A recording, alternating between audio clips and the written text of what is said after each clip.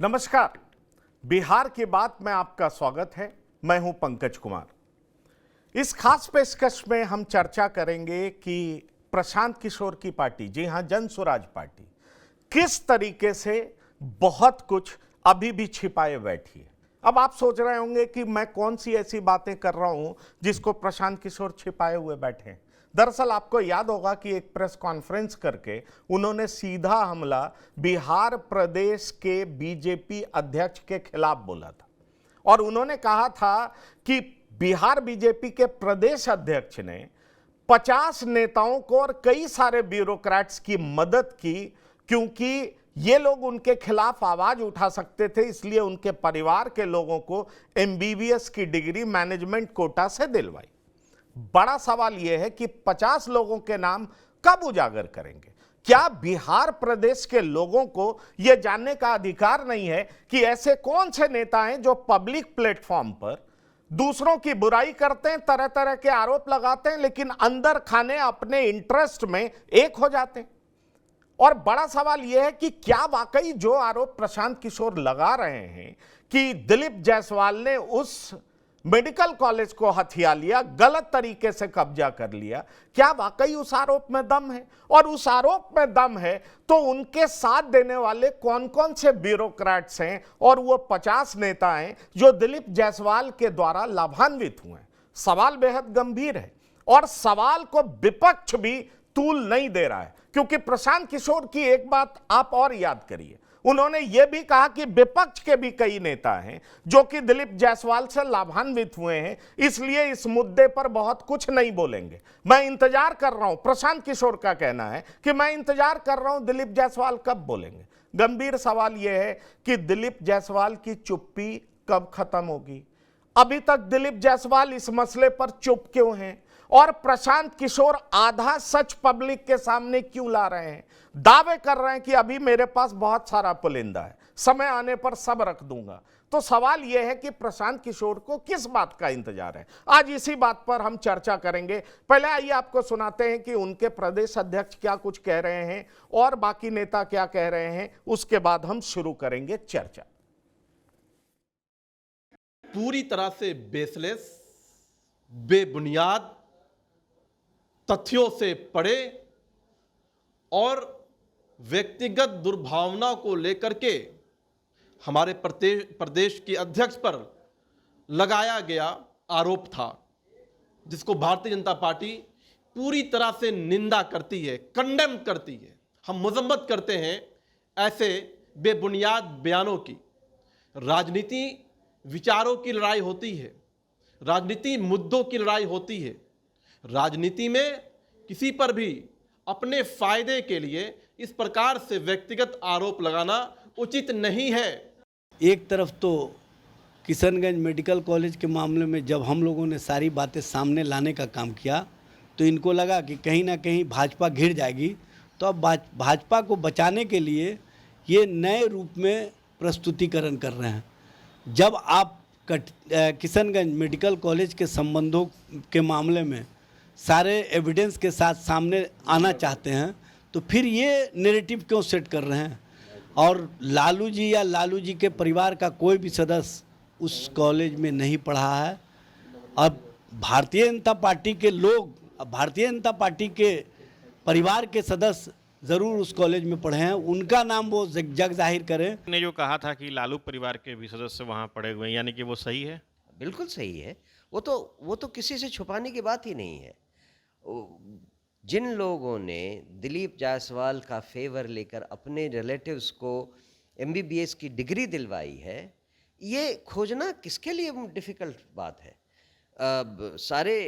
उस कॉलेज के रिकॉर्ड्स देख लीजिए, उन लोगों की डिग्रियां देख लीजिए, उन लोगों के एडमिशन प्रोसेस देख लीजिए, कितने लोगों को मैनेजमेंट कोटे से डाला गया है ये देख लीजिए, ये सारा तो रिकॉर्ड में है। तो आरजेडी खुद डरी हुई है ना, आरजेडी खुद डरी हुई है। जैसे जैसे प्रशांत किशोर और जन स्वराज की पहुंच जनता तक बढ़ती जा रही है, वैसे वैसे आरजेडी की नींद हराम होती जा रही है और वो तरह तरह के एलिगेशन लगा रहे हैं जिससे कि वो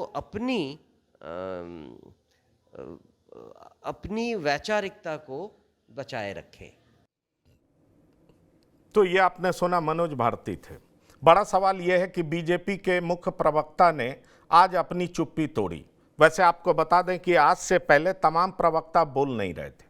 हमारे रिपोर्टर बात करना चाह रहे थे सुजीत, लेकिन सभी प्रवक्ताओं ने इस मसले पर चुप्पी साध रखी थी। और हमारे पास खबर ये थी कि खुद दिलीप जायसवाल इस बात का कंटेस्ट करेंगे, खुद आएंगे और तमाम सच के सामने प्रशांत किशोर को एक्सपोज करेंगे। मुझे लगता है कि जो मेरिट पर बात की गई है, क्या उन तमाम मुद्दों का जवाब प्रशांत किशोर के द्वारा लगाए गए आरोपों का जवाब दिलीप जायसवाल देंगे, या सिर्फ पार्टी ये कहकर निकल जाएगी कि सारे मुद्दे बेबुनियाद हैं, बेमतलब हैं, कोई मायने नहीं रखते। और मैं ये भी जानना चाहूंगा कि अगर इतने बड़े आरोप प्रशांत किशोर लगा रहे हैं तो क्या मानहानि का केस भी होगा? बहुत तरह के ऐसे सवाल हैं। सच क्या है ये हम जानने का प्रयास करेंगे, क्योंकि हमारे साथ जुड़ रहे हैं कुछ मेहमान जिनसे आपका परिचय करा दें।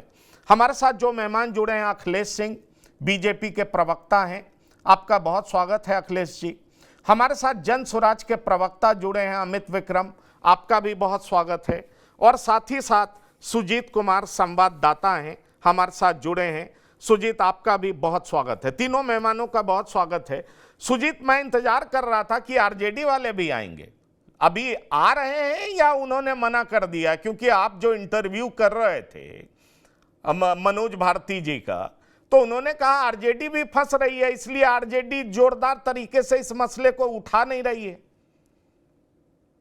जो पंकज जी, मैंने आरजेडी से बहुत संपर्क किया। आरजेडी के बड़े जो प्रवक्ता हैं जो तय करते हैं कि कौन किस डिबेट में जाएगा नहीं जाएगा, तो मुझे टका सा जवाब दिया गया कि प्रशांत किशोर के मामले में हम लोग कोई इंटरेस्ट नहीं, तो अंदाजा लगा लीजिए कि नहीं, पर बड़ा नहीं, अंदाजा तो हम बहुत कुछ लगा सकते हैं बैठ करके, लेकिन बहुत सारी चीजों की प्रामाणिकता होती है। अंदाजा तो बहुत चीजों पर लगाया जा सकता है, क्योंकि बतौर विपक्षी पार्टी अगर किसी को ऐसा मुद्दा मिल जाए और तो वो इसको कितना बड़ा करके पेश करते हैं ये सबको पता है। विपक्षी पार्टी तो आरजेडी है और आरोप भाई सत्ताधारी दल के प्रदेश अध्यक्ष पर है। तो ऐसे में अगर आरजेडी इस तरीके से चुप रहती है तो सवाल तो उठेगा, और केवल थोड़ा बहुत जवाब देकर के भाग जाना, मुद्दा नहीं बनाना, यह बड़ा सवाल तो उठाता है। अखिलेश जी हमारे साथ हैं, प्रवक्ता बीजेपी हैं। अखिलेश जी, बहुत गंभीर आरोप है, लंबे समय तक आप लोग चुप रहे। कहा यह जा रहा था कि दिलीप जायसवाल खुद आएंगे, इस मसले पर बोलेंगे। प्रशांत किशोर ने तो आपके सेनापति को ही घेर दिया। कहीं कोई नहीं घिरा हुआ है, क्या घेर देंगे वो?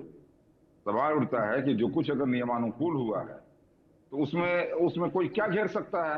दूसरी बात यह है कि अगर गड़बड़ हुआ है तो यहाँ और सभी प्रक्रिया है। कहने का मतलब यह है कि ट्रस्ट है, ट्रस्ट वहां काम करता है। इसके अलावे भी बहुत सारी प्रक्रियाएं हैं। कोई न्यायालय के शरण में जा सकता है, कोई ये और कोई लिस्ट देना, वो अनावश्यक झूठ मूठ के किसी पर वो आरोप लगा रहे हैं और जो बेबुनियाद है और किसी को क्या मानहानि कर रहे हैं। तो ये बात समझ लीजिए कि ये केजरीवाल जी के ये न्यू वर्जन है, जो वो ऐसे वर्जन है जो वो अस्पष्ट वर्जन है। और इनको ये लग रहा है ना कि 4 दिन के अंदर जैसे केजरीवाल ने अचानक एक लोगों को भ्रम में डाल करके और क्या करते हैं कि धोखा दे करके सरकार बना लिया था, ठीक उसी प्रकार से इनको लग रहा है।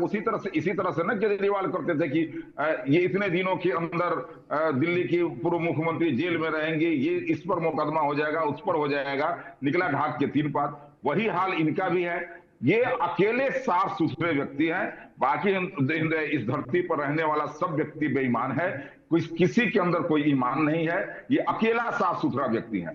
भैया आप क्या कहते हैं कि ये लोगों के लिए काम किया करते थे, चुनाव में लोगों के लिए नौकरी किया करते थे। नौकरी से आप जो सो पैसा कमाए, पैसा कमा करके आज अपना घर भर लिया। अब आपको लगा कि हाँ ये बिजनेस तो अब चल गया, तो एक दूसरा बिजनेस शुरू करें। तो राजनीति में बिजनेस करने के लिए आए हैं। अब बिजनेस करने के लिए आए हैं तो तरह तरह का स्वांग रच रहे हैं, प्रपंच रच रहे हैं। आपके प्रपंच और स्वांग में बिहार की जनता नहीं बसने वाली है, ये बात समझ लीजिए। ये केवल और केवल यहाँ पर बिजनेस करके व्यू से आए हैं और व्यवसाय कर रहे हैं। लेकिन आप झूठा आरोप लगा करके, लोग लगातार झूठा आरोप लगा करके दूसरे को आप जो है सो कलंकित करने का प्रयास जो कर रहे हैं, ये बिल्कुल बिहार की जनता समझ रही है।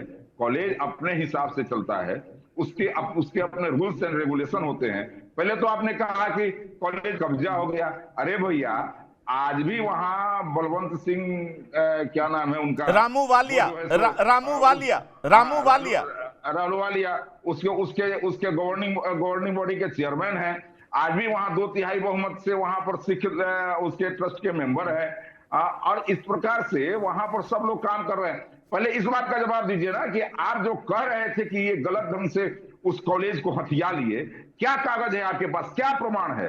वहां ट्रस्ट में बहुमत के आधार पर इनको जो काम दिया गया है, दिलीप जायसवाल जी वहां वो काम कर रहे हैं। उस गवर्निंग बॉडी के चेयरमैन वहां पर ये बलवंत सिंह रहलवालिया जी है। अब सवाल उठता है कि ये लगातार आरोप केवल लगा रहे हैं, प्रमाण कोई दे रहे हैं। झूठ मूठ का आरोप, बेबुनियाद आरोप, किसी को भी बदनाम करने का आरोप, और ये लगातार बता रहे हैं कि हम एक ईमानदार हैं, बाकी दुनिया में सभी।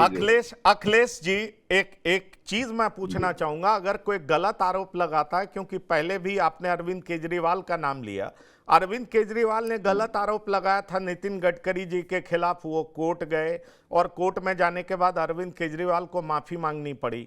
यही दिवंगत नेता अरुण जेटली के खिलाफ भी उन्होंने कुछ बोला था, बाद में उन्हें माफी मांगनी पड़ी। क्या आपके नेता कोर्ट जा रहे हैं? क्या आपको लग रहा है कि ये जो लड़ाई प्रशांत किशोर ने जनता की अदालत में खींचने का प्रयास किया है, वो आप जनता की अदालत में ही लड़ेंगे या कोर्ट की तरफ भी अग्रसर होंगे? क्योंकि आपके नेता पर आरोप लगा, आपके सेनापति पर आरोप लगा है। पिछले कुछ दिनों से आप तमाम प्रवक्ता इस पर बोल नहीं रहे थे। खबर यह थी कि आपके प्रदेश अध्यक्ष बोलेंगे, लेकिन प्रदेश अध्यक्ष ने भी अभी तक चुप्पी नहीं तोड़ी है। तो मैं यही जानना चाह रहा हूं कि क्या आप लोग कोर्ट जाएंगे या जनता की अदालत में ही लड़ेंगे या दोनों जगह लड़ेंगे? नहीं, देखिए, अभी जनता की अदालत में तो लड़ेंगे, और क्या लड़ेंगे, ये समझ लीजिए कि प्रशांत किशोर कोई ऐसे बहुत, ठीक है, आज न्यूज चैनल के लिए वो बहुत बड़े, मतलब कि एक क्या कहते हैं कि फेस बने हुए हैं, ये मैं मान लेता हूं, ये बात सही है। लेकिन जो ये कमरे के बाहर, स्टूडियो के बाहर भी एक दुनिया है, और उस दुनिया की रियलिटी कुछ और है, इस बात को समझ लीजिए। और इसलिए जनता के बीच में इनसे क्या लड़ाई लड़ना है, कितना लड़ाई लड़ना है, उतनी समझ हम लोग को है, और वो करेंगे।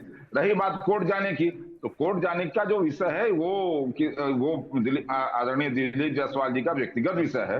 अगर वो निर्णय करेंगे तो जाएंगे, ये उनका व्यक्तिगत विषय है, बिल्कुल। लेकिन जहां तक सवाल उठता है कि ये, आप एक बात समझ लीजिए, कुल मिलाकर के ये बात सत्य है कि बिहार में ये सब लोग को बराबर से अब अनावश्यक अनर्गल आरोप प्रतिदिन लगाना, और प्रतिदिन ये लग रहा है कि जादुई कोई चिराग लेकर के आए हैं, बिल्कुल ऐसे जादुई छड़ी इनके पास है, और ऐसे घुमाएंगे और सब कुछ एकदम पक्का, सब ठीक ठाक हो जाएगा। बिहार की जनता को भ्रम में डालने का प्रयास कर रहे हैं। तो इस देश के अंदर एक एक्सपेरिमेंट फेल किया है, जो लोग जो है सो धोखा दे करके और चतुराई के साथ और क्या कहते हैं कि बिहार लोग जनता को ठगने का काम किया है, उसको देश की जनता ने एक बार देखा है, और इस एक्सपेरिमेंट को फिर बिहार की जनता चलिए, आपके पास अखिलेश जी आते हैं, अब आपके पास आते हैं। मेरे पास बहुत सारे सवाल हैं। मेरे साथ प्रवक्ता जन स्वराज भी हैं। अमित विक्रम जी, झूठे आरोप आप कैसे लगा सकते हैं? और झूठे आरोप चुनाव से पहले आप लगा देंगे तो आपको नहीं लगता क्या कोर्ट से आपको डर नहीं है, जनता से डर नहीं है? देखिए, अगर आरोप झूठे होते तो उस कॉलेज के पूर्व प्रबंधक के बेटे और बेटी हमारे साथ नहीं बैठे। आरोप सिर्फ हमने नहीं लगाया, हमने तो जो करतार सिंह जी के बेटे और बेटी कह रहे हैं उसी बात को दोहराया कि गलत तरीके से दबाव बना करके, फर्जी मुकदमों में फंसा करके, नियमों में हेर फेर करके, जो लूप होल्स होते हैं उनका फायदा उठा करके इन्होंने कॉलेज पर कब्जा जमाया। हमने यही कहा। अब बात को आप इस तरह से समझिए कि जो कमिटी थी, उस कमिटी में जो लाइफ मेंबर थे उनकी मृत्यु के बाद उनके किसी भी वारिस को उस कमेटी में शामिल नहीं किया गया। जो उनके अध्यक्ष थे, जो चेयरपर्सन थे उस कमेटी के, उनको दबाव डाल करके फर्जी मुकदमों में फंसा करके उनको बाहर कर दिया गया। तो इन्होंने जो नियम कानून है उसको तोड़ मरोड़ करके, जबरन और अनावश्यक दबाव डाल करके, आप इस तरीके समझिए, किसी की कोई जमीन है उस पर आप दबाव डाल करके उसको तरह तरह से परेशान करके उसको अपने नाम लिखवा लें, तो कल को तो कागज दिखा करके कोई ये कहेगा कि देखिए कागज में तो उन्होंने जमीन हमारे नाम कर दी है, लेकिन वो जो कागज पर जमीन नाम की गई है, क्या उसको सही तरीके से फेयर प्ले के जरिए हासिल किया गया है, या कोई अनावश्यक दबाव डाल करके, किसी झूठे मुकदमे में फंसा करके, डरा धमका करके ये सब किया गया। तो इस मामले में स्पष्ट हमारा स्टैंड है कि जो इन्होंने कॉलेज पर कब्जा जमाया है, इन्होंने अनैतिक तरीकों से जो कमेटी के मेंबर्स थे उनको डरा धमका करके, दबाव में ला करके, अपने राजनीतिक प्रभाव का इस्तेमाल करके इन्होंने उस कॉलेज पे कब्जा जमाया है।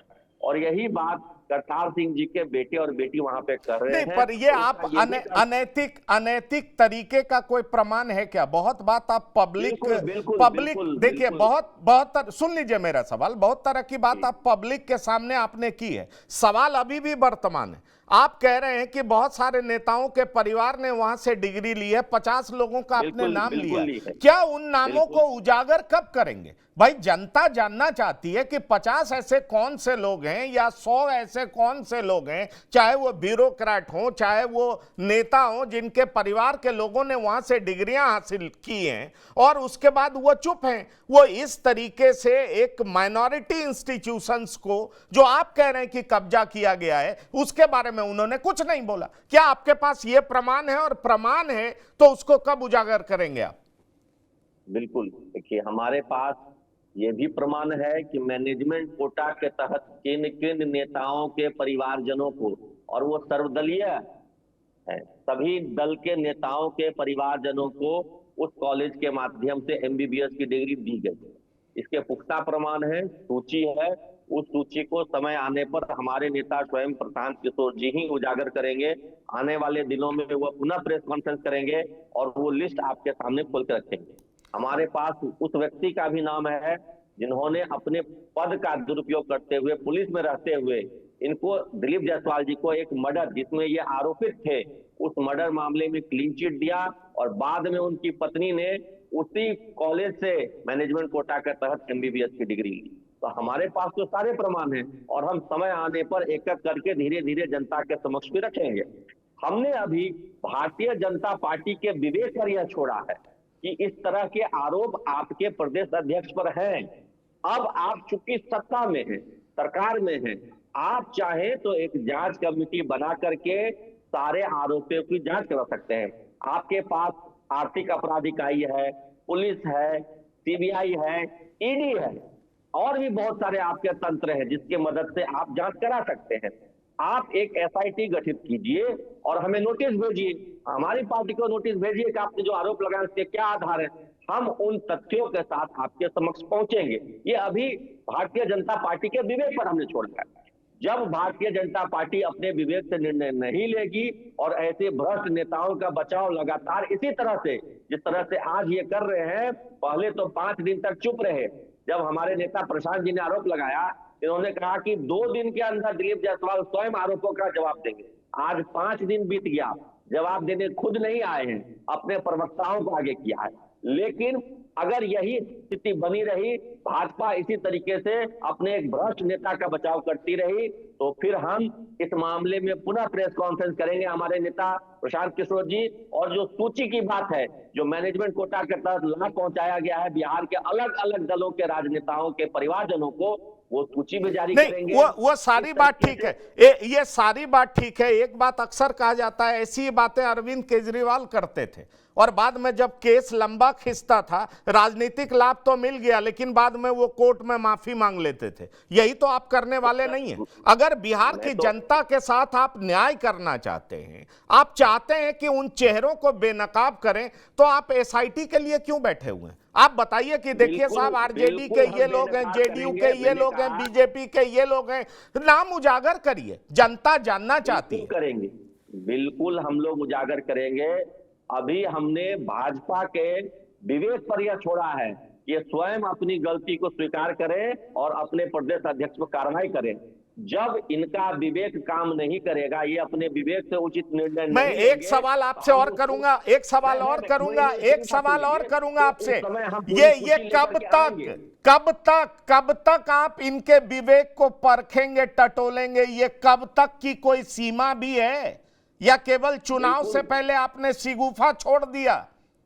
देखिए, अगर हमारा जो भी आरोप है वो चुनावी शगुफा है या व्यक्तिगत आरोप प्रत्यारोप है, व्यक्तिगत निजी हमला है, तो ये क्यों नहीं? देखिए, दिलीप जायसवाल जी ही वो नेता है ना जो एक फर्जी जो है कागज लेकर के, किसी ग्रुप का स्क्रीनशॉट लेकर के गए थे एक एफआईआर दर्ज करवाने। कहाँ गया वो एफआईआर? कौन दर्ज कर रहा था उसको? क्यों नहीं दर्ज हुआ अभी तक? तो उसी दिलीप जायसवाल जी से हमारा संदेश है कि जाइए आप इस मामले में भी एफआईआर दर्ज कराइए, कोर्ट में मानहानि का मुकदमा दर्ज कराइए। अगर हमारी पार्टी झूठ बोल रही है, हमारे नेता झूठ बोल रहे हैं, तो किसने आपको रोका है मानहानि का मुकदमा दर्ज कराने से? किसने आपको रोका है किसी थाने में जाके एफआईआर लिखवाने से? आप तो सम्मानित प्रदेश अध्यक्ष हैं, बिहार की नहीं पूरे देश की सबसे बड़ी पार्टी के आप प्रदेश अध्यक्ष हैं। तो जाइए ना, जाकर के किसी थाने में एफआईआर लिखवाइए कि हमारे मानहानि हो रही है। नहीं, मैं देखिए मुझे लगता मैं अखिलेश सिंह जी के पास मैं जा रहा हूं। उससे पहले मैं अपने संवाददाता के पास जाऊंगा, लेकिन बड़ा सवाल यह है कि वो नहीं भी करें तो आपकी भी जिम्मेदारी है ना। आप पब्लिक पीआईएल फाइल करिए, आप जांच की मांग करिए, पीआईएल फाइल करिए, एक्सपोज करिए।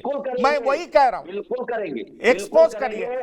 हमारे प्रदेश उपाध्यक्ष बिहार के सबसे बड़े वकील वाईवी गिरी जी हैं, वो इस मामले में कानूनी कार्रवाई करेंगे, उसकी तैयारी चल रही है, हम उससे कहीं पीछे हटने वाले नहीं। चलिए अखिलेश सिंह जी, मैं सुजीत आ रहा हूं आपके पास। अखिलेश सिंह जी, आपने सुन लिया, इन्होंने कहा 2 दिन के बाद आपके प्रदेश अध्यक्ष जवाब देने आने वाले थे, लेकिन 5 दिन हो गया है, अभी तक चुप हैं। 5 दिन बाद आप प्रवक्ता लोग बाहर निकले उनको डिफेंड करने के लिए। सुनिए, ये क्या बात हुई? 2 दिन के लिए आए थे, 5 दिन के बाद आ रहे हैं। पूरे बिहार के अंदर ऐसा थोड़े है कि हम लोगों को काम नहीं है, बहुत सारे काम हैं, और प्रधानमंत्री जी का दौरा है, इस सबकी तैयारी है। आज अगर इस बात का जवाब दे रहे हैं तो 2 दिन और 5 दिन ये क्या होता है? रही बात ये, मैं फिर कह रहा हूं कि वो उस मेडिकल कॉलेज का जो ट्रस्ट है, उस ट्रस्ट में अगर मान लीजिए करतार सिंह को वहां ट्रस्ट के लोगों ने उससे बेदखल किया, तो क्यों बेदखल किया? मैं साफ साफ कहना चाहता हूं, उस किशनगंज मेडिकल कॉलेज की स्थिति करतार सिंह के समय जो थी और आज है, दोनों में आकाश जमीन का अंतर है। अनुशासन उस तरह का जो जिस तरह का आज पालन हो रहा है, उस समय जो अनुशासन था कॉलेज के अंदर जो परिस्थिति थी, आज उन लोगों ने, अगर इन लोगों पर ट्रस्ट के लोगों ने इन पर भरोसा करके और ये इनको जो है सो कि जवाबदेही दी, तो इसमें नुकसान क्या है? और दूसरी बात फिर मैं आपको कह रहा हूं, इस ट्रस्ट के का जो गवर्निंग बॉडी है उसके चेयरमैन कौन है? इस ट्रस्ट के जो है सो मेंबर जो 2/3 सिख समुदाय से आते हैं कि नहीं आते हैं? अब किसी को जवाबदेही दे दी गई और कोई कह रहा है कि झूठे मुकदमे में और दबाव डालने का क्या प्रमाण है? और इसके अलावा झूठा मुकदमा क्या होता है? मुकदमा होता है, मुकदमा में जो निर्णय होगा, जो झूठा होगा उसका मुंह काला होगा, जो सच्चा होगा उसकी जीत होगी। ये झूठा और सच्चा मुकदमा क्या होता है? मैं फिर आपसे कह रहा हूं कि ये केजरीवाल के न्यू वर्जन है, और केजरीवाल जिस प्रकार से लोगों को धोखा देते थे, जिस प्रकार से लोगों को के सामने प्रपंच करते थे, वही प्रपंच करके ये बिहार में जीतने का प्रयास कर रहे हैं, जो बिल्कुल विफल होगा। जनता बिल्कुल नकार देगी। और ये जो है सो कि फिर मैं कह रहा हूं, ये नौकरी कर रहे थे, नौकरी करके आए हैं और अब सोच रहे हैं कि एक नया व्यवसाय खड़ा किया जाए, और राजनीति में नया व्यवसाय खड़ा करने के लिए आए हैं। अखिलेश जी नहीं, मैंने आपकी करने के लिए। आपकी बात अखिलेश जी समझ लिया मैंने, लेकिन आपके बड़े नेताओं पर भी मुकदमा था, जिसको बाद में कोर्ट ने साबित किया झूठा मुकदमा था। तो झूठा मुकदमा तो होता है, ऐसा बात तो नहीं है कि आप इस बात को नहीं समझते। कांग्रेस ने भी आपके बड़े नेताओं पर झूठा मुकदमा लगाया था। मैं वही कह रहा हूं, मैं वही कह रहा हूं कि यदि मुकदमा झूठा है तो वो कोर्ट साबित करेगा। अब ये करेंगे झूठा मुकदमा करके फंसा दिए, ये किए, दबाव डाले, ये सब।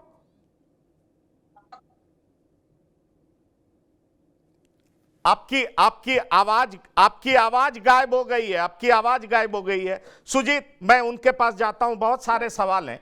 सुजीत, सवाल यह है कि एक बड़ी पार्टी के प्रदेश अध्यक्ष पर इस तरह का सवाल हो और उसमें आरजेडी की चुप्पी, आपको नहीं लगता कि यह परेशान करने वाली है? क्योंकि यह बड़ा मुद्दा है, विपक्ष के तौर पर आरजेडी को आगे आना चाहिए था और इस मुद्दे को जोरदार तरीके से उठाना चाहिए था। या आरजेडी को ऐसा लगता है कि प्रशांत किशोर को ज्यादा तूल नहीं देना चाहिए, उनकी बात को ज्यादा महत्व नहीं देना चाहिए, एक तीसरा प्लेयर खड़ा नहीं करना चाहिए जो उनके लिए भी मुसीबत का सबब बन सकता है? या वाकई आरजेडी इस बात को समझ चुकी है कि उसके भी कई नेता इसमें इन्वॉल्व हो सकते हैं, कई लोग इन्वॉल्व हो सकते हैं, इसलिए आरजेडी चुप है? क्योंकि आरजेडी की चुप्पी और इस मसले पर बहुत ज्यादा नहीं बोलना निश्चित तौर पर परेशान करने वाली तो है। क्योंकि ये मैं नहीं कह रहा हूं, प्रशांत किशोर खुद आरोप लगा रहे हैं और पूरे प्रेस कॉन्फ्रेंस में आरोप आरजेडी पर भी लगा रहे हैं।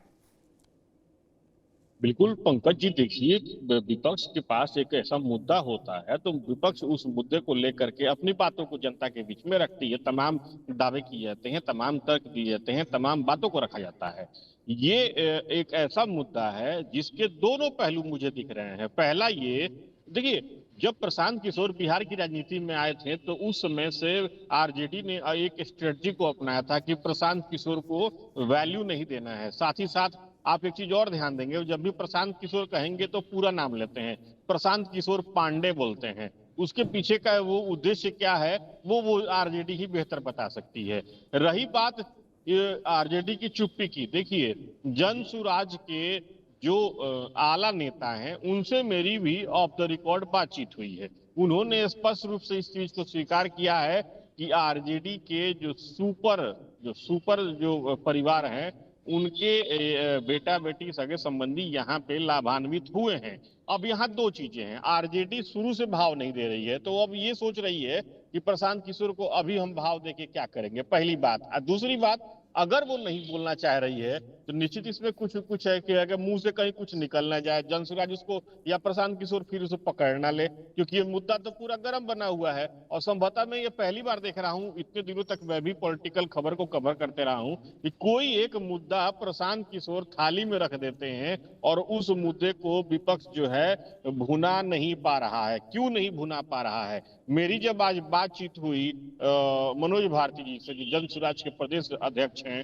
उनका स्पष्ट रूप से कहना है कि हमारे पास तो सारा डॉक्यूमेंट है, हम तो वक्त का इंतजार कर रहे हैं, हम ऐसे कुछ भी नहीं कर रहे, हवाबाजी नहीं कर रहे हैं, वक्त जैसे पूरा होगा अगर हमारी बात चलिए, सामने ठीक है, वक्त जैसे पूरा होगा, पर पता नहीं ये वक्त कब पूरा होगा। डॉक्टर संजय भी हमारे साथ जुड़ गए, राजनीतिक विश्लेषक। डॉक्टर संजय, प्रशांत किशोर ने बड़ा आरोप लगाया है आरजेडी इस मुद्दे को तूल नहीं दे रही है।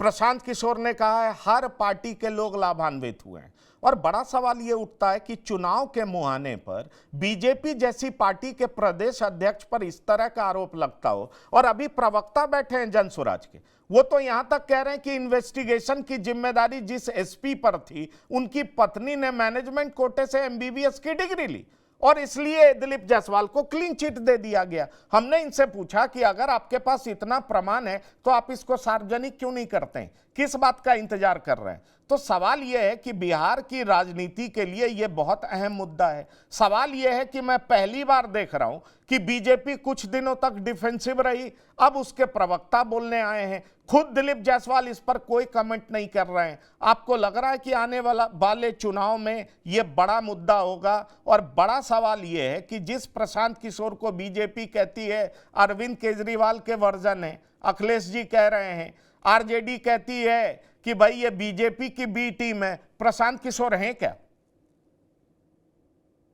नहीं, ये खबर तो अखबार में भी छपी है, जिसकी चर्चा हो रही है कि कैसे एक व्यक्ति की संदिग्ध तरीके से हत्या हो गई थी और जो उस समय के एसपी थे वहां के, उन्होंने कैसे अपनी पत्नी को वहां से एमबीबीएस करवाया और उसके बदले में उन्होंने उस केस में मदद की।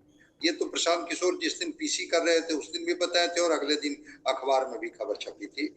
और आरजेडी के जो राबड़ी देवी जी के जो परिवार के लोग हैं उनकी चर्चा थी कि कैसे वहां से लोगों ने एमबीबीएस किया।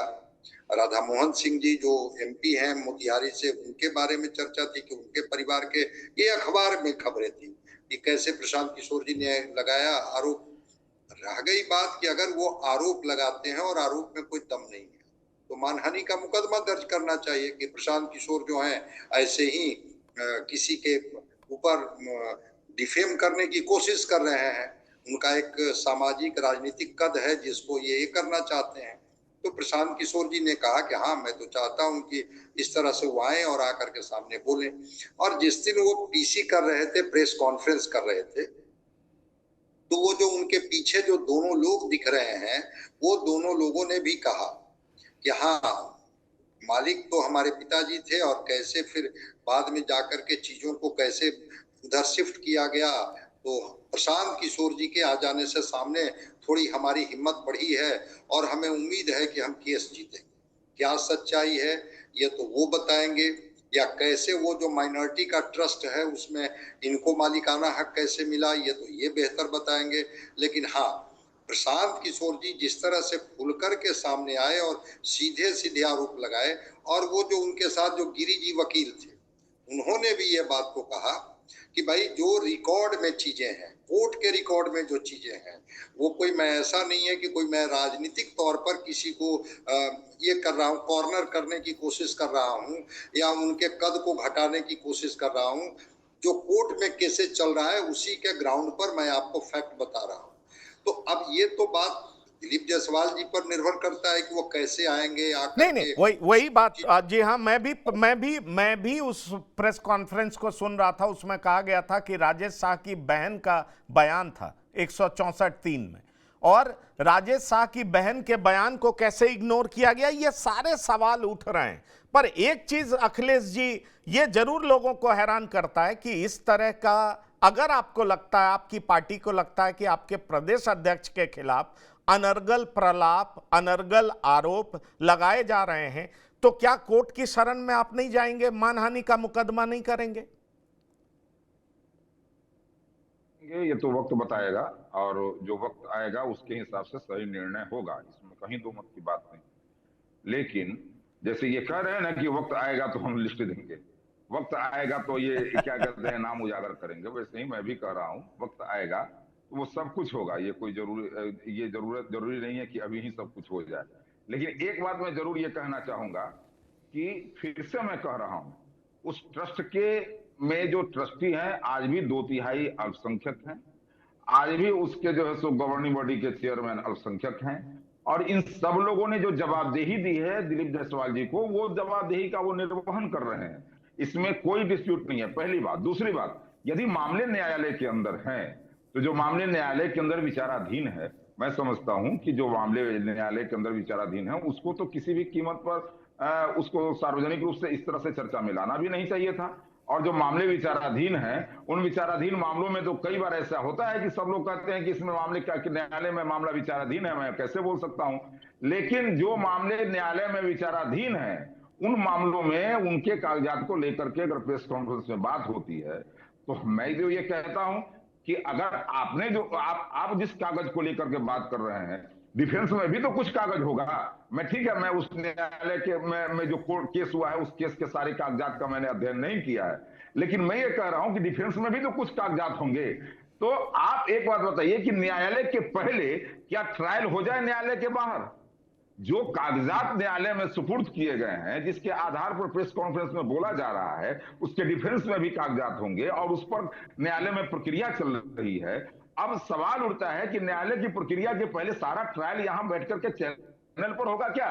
ये ट्रायल तो न्यायालय के अंदर होगा, जो निर्णय होगा सबको स्वीकार्य होगा।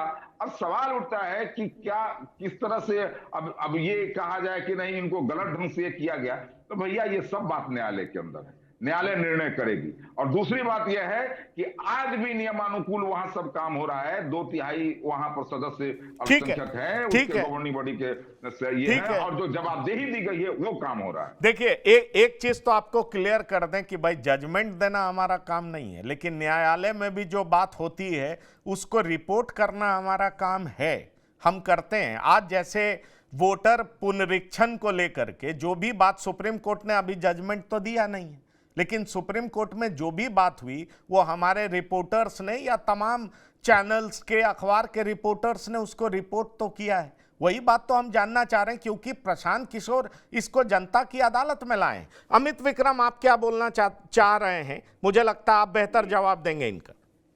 देखिए, मैं 2 बातें कहना चाहूंगा। पहली बात यह है कि न्यायालय दोषी ठहराएगा तब ये दोषी मानेंगे। अगर ये इस पैमाने को सभी मामलों में यह लागू करें तब तो बहुत अच्छी बात है।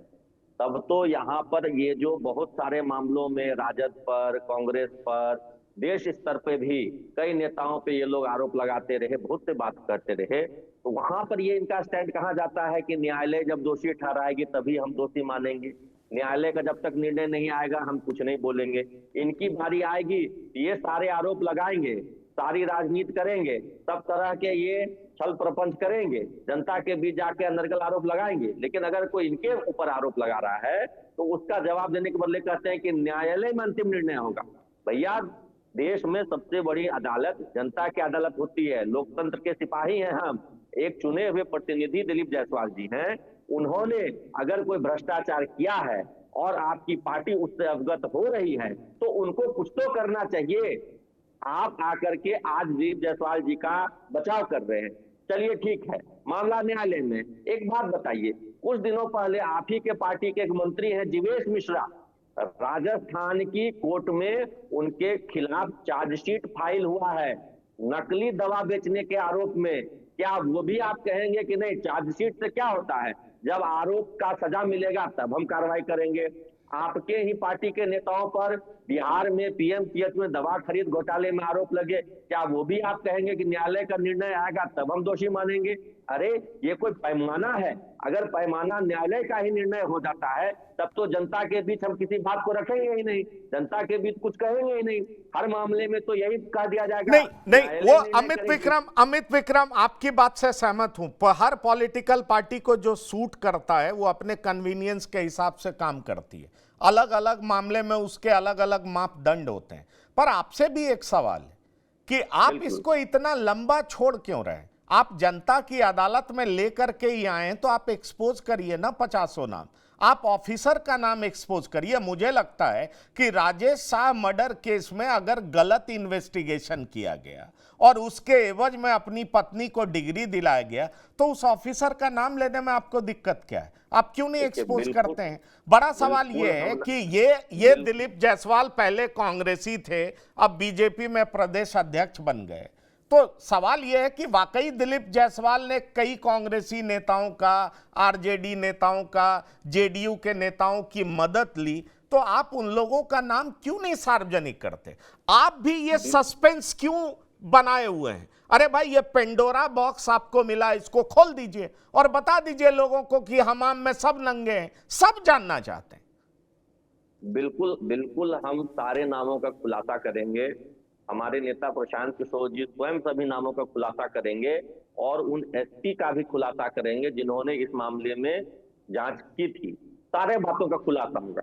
लेकिन इस बीच में हम जनता के बीच भाजपा के असली चाल चरित्र का खुलासा करना चाहते हैं कि वो भाजपा जो कहती है कि हम भ्रष्टाचार मुक्त बिहार और देश बनाएंगे, वो भाजपा जो दूसरों को चारा चोर कहती है, दूसरों के शासनकाल को जंगल राज कहती है, उसके शासनकाल में क्या कुछ हुआ है, उसके नेता क्या कुछ कहते हैं, इस बात का भी तो खुलासा होना चाहिए।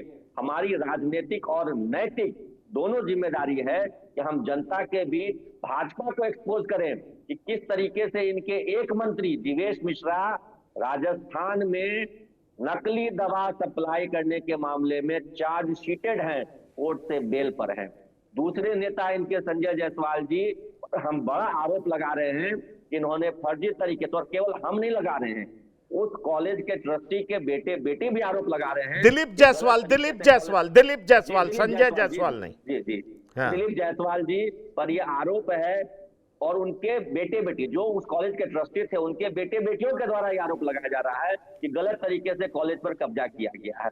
एक और इन पर आरोप है कि इन्हीं के पार्टी के नेता की मिली भगत से पीएमसीएच में, पटना के सबसे बड़े मेडिकल कॉलेज अस्पताल में दवा खरीद घोटाला हुआ था, उसमें उनकी संलिप्तता की बात आती है। तो ये इन नैतिक पैमानों पर, इन भ्रष्टाचार के मुद्दों पर भाजपा को एक्सपोज करना हमारी नैतिक जिम्मेदारी, हमारा राजनीतिक कर्तव्य है और हम वही कर रहे हैं कि ये लोग किस तरीके से बचाव में क्या क्या तर्क देते हैं, पहले वो हम जनता के सामने लाना चाहते हैं। हम इंतजार कर रहे थे कि भाजपा पहले डिफेंड करना शुरू करे। अभी तक तो भाजपा चुप्पी साधे हुई थी, कुछ बोल ही नहीं रही थी पूरी पार्टी की सहित। और इनके जो नेता हैं, जो जिनके प्रश्न चिन्ह है, दिलीप जायसवाल जी, नहीं, चलिए ठीक है, चलिए एक चीज आप एक बात आप खुलासा करेंगे। एक बात आप और बता दीजिए, क्या इन नेताओं में जेडीयू, बीजेपी, आरजेडी, कांग्रेस सभी पार्टी के नेता हैं? बिल्कुल, सभी राजनीतिक दलों से जुड़े हुए नेताओं के परिवारजनों ने वहां से मैनेजमेंट कोटा में एमबीबीएस की डिग्री ली है। उसकी पूरी सूची है हमारे पास, उस पूरी सूची को हम सार्वजनिक करेंगे। किस नेता के किस बेटे बेटी बहू दामाद ने वहां से डिग्री ली है, इस सब का हम खुलासा करें। अच्छा, ये बता दीजिए, वो एसपी साहब अभी कौन से पद पे हैं? बिहार में ही हैं या बाहर चले आए हैं, डेपुटेशन पर है? इसका खुलासा भी हम प्रशांत किशोर जी के नेतृत्व में प्रेस कॉन्फ्रेंस में हम करेंगे कि कौन एसपी साहब थे, तत्कालीन उन्होंने जांच में क्या किया, अभी कहाँ हैं, उसके बाद की उनकी क्या गतिविधियां हैं, उनका पूरा करियर प्रोफाइल हम आपके सामने रखेंगे। बस इंतजार कीजिए कि पहले भाजपा किस तरीके से झूठ बोल बोलकर अपने प्रदेश अध्यक्ष। अरे कब तक इंतजार करें, ये भी बता दीजिए हमारे दर्शकों को, कब तक इंतजार करें? ये भी इंतजार की हर घड़ी बड़ी लंबी होती है। भाजपा को एक्सपोज होने दीजिए, भाजपा को झूठे तथ्यों और तर्कों से अपने नेता का डिफेंड करने दीजिए, इनको थोड़ा और एक्सपोज होने दीजिए। हमारे नेता प्रशांत किशोर जी अगली बार प्रेस कॉन्फ्रेंस खुद करेंगे और सारे तथ्यों को आपके सामने रखेंगे। डॉक्टर संजय, क्या आपको लगता है कि चुनाव से पहले इस तरीके से प्रदेश अध्यक्ष पर आरोप बड़ा मुद्दा हो सकता है, बड़ा मसला हो सकता है, खास तौर पर तब जब बीजेपी जैसी पार्टी के प्रदेश अध्यक्ष पर ही इस तरह का आरोप लग रहा हो और अभी तक पार्टी द्वारा यह क्लियर नहीं किया गया है कि इस मुद्दे को कोर्ट में ले जाएंगे, अवमानना का केस करेंगे? अभी तक पार्टी इस पर चुप है। नहीं, देखिए, है क्या कि जो परिवार प्रभावित है या जिस परिवार ने आरोप लगाया है कि कैसे हमारे मालिकाना हक को हमें किनारे कर दिया गया और उस पर कोई और कब्जा कर लिए, तो इसको लेकर के मैं समझता हूं कि निश्चित रूप से दिलीप जायसवाल जी को आकर के बताना चाहिए कि हाँ, इस तरह की कोई बात नहीं है और मैंने कभी किसी को, क्योंकि प्रशांत किशोर जी तो एक तरह से उनको ग्रिल कर रहे हैं। आरोप तो वो परिवार लगा रहा है ना, जो परिवार को लगता है कि हमें उस मेडिकल कॉलेज से किनारे कर दिया गया, और वो परिवार कह रहा है कि हम इन पर केस किए हुए हैं और कोर्ट में जो केस है उसी को गिरी जी दिखा रहे थे कि देखिए ऑन रिकॉर्ड है कि जिस तरह से उन्होंने गड़बड़ी की, या दिलीप जायसवाल जी का वहां शुरुआत नहीं, पर कोई परिवार कुछ कहे, बतौर जिम्मेदार राजनीतिक पार्टी आप ऐसा नहीं कर सकते ना कि किसी परिवार के आरोप में अगर दम ना हो तो आप प्रेस कॉन्फ्रेंस बुला करके इसको सार्वजनिक कर दीजिए और देश में अमुक व्यक्ति का चरित्र हनन कर दीजिए। बड़ा सवाल यह है ना, अगर उसमें मेरिट ना हो तो प्रशांत किशोर जैसा व्यक्ति ऐसा क्यों करेगा?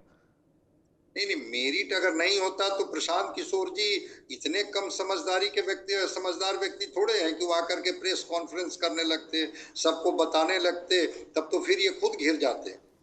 दिलीप जायसवाल जी को आकर के बताना चाहिए, बोलना चाहिए कि आखिर जो डिफेम कर रहे हैं उनको जो ग्रिल कर रहे हैं उसके पीछे क्या कारण है। अगर वो आरोपों में दम है, क्योंकि वो परिवार कह रहा है कि हम साहस नहीं कर पा रहे थे, हम हिम्मत नहीं जुटा पा रहे थे, लेकिन जब प्रशांत किशोर जी का साथ मिला कि अगर आप उसमें हैं और आप ही सही हैं तो फिर आपको डरने की कोई जरूरत नहीं है, मैं आपके साथ हूं। और इसको लेकर के जिस तरह से प्रशांत किशोर जी ने कहा है, अब इस पर तो दिलीप जायसवाल ही बेहतर बता सकते हैं कि ये जो प्रशांत किशोर जी का जो आरोप है उस आरोप में कितनी सच्चाई है। चलिए अखिलेश जी, एक सवाल मैं आपसे पूछना चाहूंगा। इन्होंने एक लाइन बड़ी जोरदार तरीके से उठाया, चाल चलन चरित्र और चेहरा की बात करने वाली पार्टी के प्रदेश अध्यक्ष कैसे हैं ये आप जान लीजिए। इस तरह की बात इन्होंने प्रेस कॉन्फ्रेंस में की। क्या आपको ऐसा लगता है कि बाहर से जो आयातित नेता हैं, दिलीप जायसवाल कांग्रेस में थे, संजय जायसवाल आरजेडी में थे, सम्राट चौधरी बहुत सारी पार्टियों में हैं, और इन सारे लोगों को आप प्रमुख पद दे रही है पार्टी, इसलिए अब आपके चाल चलन चरित्र और चेहरे पर ही सवाल उठने लगा है? नहीं, ऐसा कुछ नहीं है। पार्टी के अंदर जिसको जवाबदेही मिली है और उस देखभाल करके मिलती है।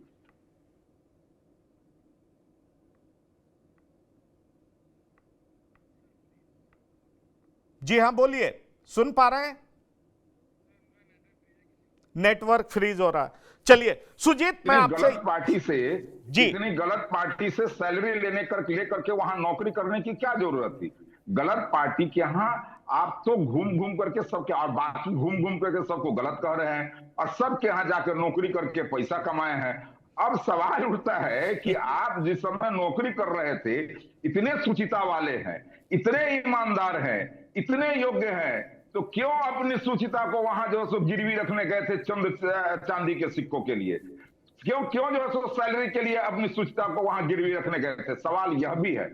और सवाल उठता है कि मेरे पार्टी के अंदर जो भी नेता हैं, अगर इन पर आरोप सिद्ध होगा, निश्चित रूप से वो पद को छोड़ेंगे, इसमें कहीं कोई दो मत नहीं है। हम उस पार्टी के लोग हैं। जब आडवाणी जी से लेकर के और बाकी और सारे लोगों पर जब आरोप लगा है तो वो छोड़े हैं। आप इसकी चिंता मत कीजिए। हम अपनी सूचना के साथ इस राजनीतिक दल के रूप में हम इस समाज के अंदर हैं, और इसी कारण से हमको जनता ने स्वीकार भी किया है, और स्वीकार करके हमको अवसर भी देती है, और इसका निर्णय सचमुच जनता करेगी। आप चिंता मत कीजिए, इसका निर्णय सचमुच जनता करेगी। लेकिन आप पर यह बड़ा सवाल है कि जिसको इतने बड़े आरोपी आप मान रहे हैं, उनके घर में आपको नौकरी नहीं करनी चाहिए थी। चंद सिक्कों के लालच में वहां जाकर के वहां नौकरी बजाने की आपको जरूरत नहीं थी। अच्छा अखिलेश जी, एक सवाल आपसे यह बनता, क्या आपको लगता है कि इनको बीजेपी की बी टीम कहा जाता है, इसलिए आप ही पे ज्यादा अटैक कर रहे हैं ताकि ये तमगा उनके ऊपर से हट जाए? अमित विक्रम जी, आ रहा हूं आपके पास। ये किसी की ना ए टीम है ना बी टीम है। ये एक रोजगार के तलाश में यहाँ आए हैं। मान लें कि और सब काम कर लिए हैं, क्या राजनीतिक वजूद है? क्या राजनीतिक वजूद है, मैं पूछना चाह रहा हूं। अभी चंद दिनों से आए हैं, हम लोग भी राजनीति करते हैं, बहुत सारे लोग राजनीति करते हैं। जिन लोगों ने इस राजनीति के अंदर अपना समय भी दिया है, जिन लोगों ने राजनीति के अंदर अपना ये क्या कहते हैं, कुछ न कुछ अपना खोया है, सब कुछ पाए हैं। मैं मानता हूं कि शॉर्टकट रास्ते में कई लोग ऐसे होंगे जो हमारी पार्टी में भी होंगे जो शॉर्टकट रास्ते से आ गए होंगे, लेकिन ये उसी शॉर्टकट रास्ते के लोग हैं जिन लोगों ने और काम कर लिया।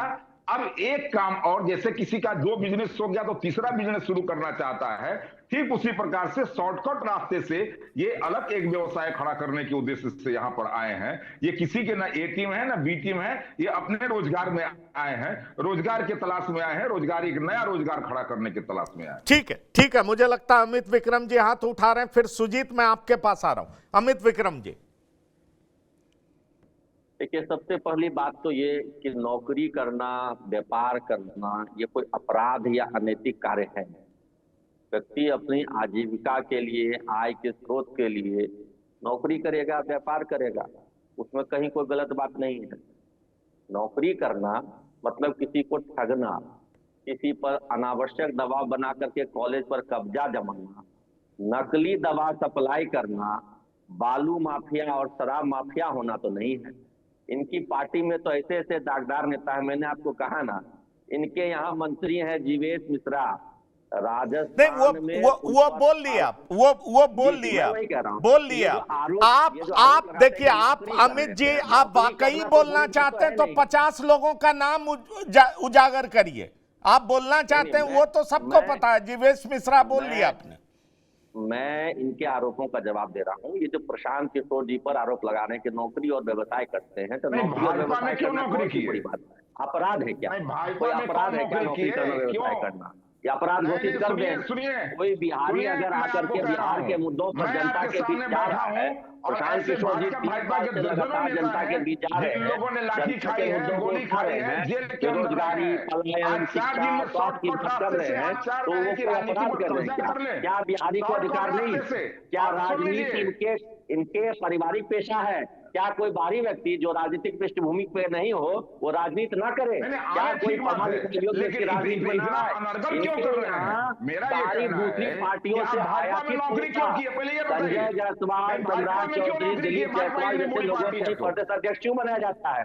क्यों नहीं किसी शिक्षित योग्य व्यक्ति को जो बिहार के विकास की सोच रखता है उसको आगे बढ़ाया जाता है? लोगों को बढ़ावा देते हैं और इतने संस्कार हैं, इतने इतने योग्य बिहार को बदलने के लिए आगे बढ़ा है। पिछले 3 साल से पैदल चल रहा है, इनको लग रही है। वही प्रशांत किशोर जी पार्टी के सबसे वरिष्ठ नेता प्रधानमंत्री मोदी जी के सलाहकार हुआ करते थे, परामर्शदाता हुआ करते थे, ये उनकी जी हुजूरी करते थे। प्रशांत किशोर जी को खराब लग रहे हैं, उस समय जी हुजूरी करते थे। भारतीय जनता पार्टी के समय से जो सैलरी लिया हूं मोदी जी के कैंपेन को लीड करते थे प्रशांत जी, तब उनकी जी हुजूरी करते थे। पॉलिटिकल कैंपेन मैनेजमेंट कोई अपराध तो नहीं है, कोई गलत व्यवसाय तो नहीं है, कोई माफियागिरी तो नहीं है। वो आपने क्यों गलत व्यक्ति की गलत पार्टी में क्यों नौकरी की? आप कहते हैं ना कि ये गलत पार्टी की यहाँ नौकरी कर रहे हैं, आप सार्वजनिक रूप से माफी मांगिए कि गलत पार्टी में मैं नौकरी कर दिया था और जो है सो कि भैया मेरे प्रशांत जी कई बार कह चुके हैं कि जो सोच करके उन्होंने मोदी जी की मदद की, मोदी जी उन वादों पर खरे नहीं उतरे, इसलिए आज अलग खड़े हैं। उन्होंने कई बार कहा कि मोदी जी ने बिहार को केवल ठगा है, इसलिए पार्टी खड़ी कर रहे हैं। मोदी जी अगर बिहार के विकास कर देते, बिहार के रोजगार की बात करते, बिहार में पलायन रोकने की बात करते, आज जनसुराज को खड़े होने की जरूरत क्या थी? जनसुराज खड़ा इसलिए है कि 20 वर्षों से आपकी पार्टी ने बिहार की जनता को ठगा है और 11 वर्षों से केंद्र सरकार ने मोदी जी ने बैठ करके बिहार के युवाओं को ठगा है, बिहार के लोगों को ठगा है, बिहार को आपने लेबर फैक्ट्री बना दिया है, बिहार को आज आपने चलिए ठीक है, रोजगार के साधन पैदा नहीं करते हैं। ठीक है ठीक है ठीक है ठीक है ठीक है ठीक है, आप लोगों ने अपनी बात कह दी, आप लोगों ने अपनी बात कह दी। सुजीत मैं आपसे पूछना चाहूंगा, जेडीयू कहती है ना फंसाते हैं ना बचाते हैं, जेडीयू से आपने ये बात की है क्या? क्योंकि ये मामला इसलिए गंभीर हो जाता है, जो एसपी साहब किशनगंज में मौजूद थे तो सरकार तो जेडीयू की थी ना, अमित विक्रम जी सरकार जेडीयू की ही थी, नीतीश जी सरकार मुख्यमंत्री थे, और ये सारे लोग जो करतार सिंह जी के बेटे हैं वो नीतीश जी से भी मिले हैं, उनको न्याय का भरोसा दिया गया था। क्या जेडीयू इस बात को लेकर के क्या कह रही है सुजीत, जरा ये बताइए। देखिए पंकज जी, ये इंटरेस्टिंग मामला है, इस मामले में कोई भी नहीं पढ़ना चाहता है। और जहां तक रही जदयू की बात, मैंने केवल इस मामले पे भी नहीं बल्कि प्रशांत किशोर ने जो आरोप लगाए हैं उस मामले पर भी रिएक्शन लेने की कोशिश की, तो मुझे एक लाइन का जवाब दिया गया कि थोड़ा धैर्य रखिए सुजीत जी, इसमें हम लोग फिर बातें करेंगे। देखिए सवाल बनता है और सवाल का जवाब भी होना चाहिए, बिल्कुल होना चाहिए, बिना किसी पार्टी बिना किसी पक्ष को सामने रखते हुए। अगर आरोप लगते हैं, राजनीति में आरोप लगते हैं, लगते रहे हैं, लगते रहेंगे भी, लेकिन आरोप लगते हैं तो उसका खंडन भी होता है। मैं पंकज जी में आपको बताऊंगा कि आज इतने दिनों बाद आज मुझे बीजेपी से ये बात सुनने को मिली जब मैं बाइट ले रहा था कि इस पूरे मामले को लेकर के हम लोग कोर्ट में जाएंगे। इसके पहले जो बातें जब मैं होती थी, जब मैं कोशिश करता था बात करने की, तो उनका पक्ष क्या है तो मुझसे कहा जाता था कि थोड़ा धैर्य रख लीजिए, दिलीप जायसवाल जी इसके बारे में बताएंगे। तो ये ऐसा मुद्दा है जिसमें अगर मैं फैक्ट बोलूं, स्पष्ट बोलूं, क्लियर बोलूं, तो कोई भी दल कुछ भी बोलने से पहले 200 बार सोच रहा है। सवाल यही है कि कोई भी दल इस मुद्दे पर कुछ भी बोलने से 200 बार सोच रहा है, जो हमारे संवाददाता बोल रहे हैं। तो क्या प्रशांत किशोर के आरोप में दम है? जिन्होंने आरोप लगाया है कि उस मेडिकल कॉलेज से तमाम दल के नेताओं ने अपने परिवार के लोगों को, खुद को लाभान्वित किया है। और प्रशांत किशोर के दावों में वाकई हकीकत है, दम है, तो मैं उम्मीद करूंगा कि प्रशांत किशोर उन नामों को भी एक्सपोज करेंगे जो इसमें शामिल रहे हैं, जिन्होंने इसका फायदा उठाया है, और निश्चित तौर पर उस पुलिस ऑफिसर का भी नाम लेंगे जिन्होंने इन्वेस्टिगेशन की जगह अपने को फायदा पहुंचाया और एवज में अपनी पत्नी को डिग्री दिलवाए। सुजीत, आप कुछ कहना चाह रहे हैं?